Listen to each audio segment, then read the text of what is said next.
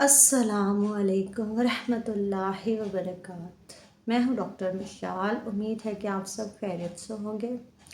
اللہم صلی علی محمد وعلی آل محمد کما صلیت علی ابراہیم وعلی آل ابراہیم انک حمید مجید۔ اللہم بارک علی محمد وعلی آل محمد کما بارکت علی ابراہیم وعلی آل ابراہیم انک حمید مجید۔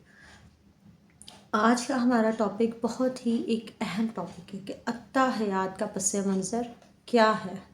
کیا آپ سب جانتے ہیں کہ التحیات کا پس منظر کیا ہے؟ ہم کیوں نماز میں سے پڑھتے ہیں؟ التحیات ایک بہت اہم دعا ہے جسے ہم روز کی نماز میں دہراتے ہیں۔ جب مجھے التحیات کی حقیقت معلوم ہوئی تو میرا دل پگھل گیا۔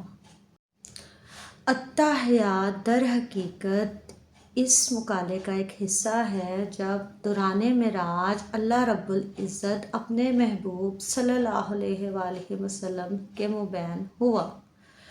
تو آپ صلی اللہ علیہ وآلہ وسلم جب اللہ سے ملے تو آپ صلی اللہ علیہ وآلہ وسلم نے اللہ تعالیٰ کو السلام علیکم نہیں کہا۔ کوئی اس ذات کو کیسے سلام کر سکتا ہے جو بذات خود پیکر سلام ہے؟ ہم اسے سلام نہیں کر سکتے کیونکہ ساری سلامتوں کا خالق وہ خود ہے۔ لہٰذا رسول اللہ صلی اللہ علیہ وآلہ وسلم نے عرض کیا، التحیات للہ والصلوات والطیبات۔ تمام زبان کی بدنی اور مالی عبادات اللہ کے لیے ہے۔ اللہ سبحانہ وتعالیٰ نے ارشاد کیا، السلام علیکم ایھا النبی ورحمۃ اللہ وبرکاتہ۔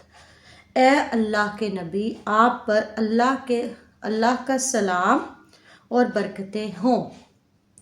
اس کے جواب میں رسول اللہ صلی اللہ علیہ وآلہ وسلم نے فرمایا، السلام علینا وعلی عباد اللہ الصالحین۔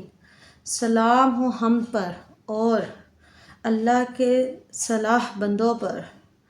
آپ صلی اللہ علیہ وآلہ وسلم نے ہمیں بھی اس کے جواب میں شامل کیا اور اللہ کے صالح بندوں پر اللہ عز و جل اور اس کے حبیب صلی اللہ علیہ وآلہ وسلم کے مبین یہ مقالہ سن کر فرشتوں نے کہا، اشہد ان لا الہ الا اللہ وحدہ لا شریک لہ واشہد ان محمدًا عبدہ ورسولہ۔ میں گواہی دیتا ہوں کہ اللہ کے سوا کوئی معبود نہیں، اور میں گواہی دیتا ہوں کہ حضرت محمد صلی اللہ علیہ وآلہ وسلم اللہ کے بندے اور رسول ہیں۔ اس معلوماتی پیغام کو آگے شیئر کیجیے، اور جب لوگ اسے جانیں گے تو آپ کو ثواب ملے گا اور اجر ملے گا۔ جزاک اللہ خیر۔ اور اس کا حوالہ بخاری مسلم میں صفحہ نمبر 588 میں ہے۔ اسی کے ساتھ مجھے اجازت دیجیے۔ السلام علیکم ورحمۃ اللہ وبرکاتہ۔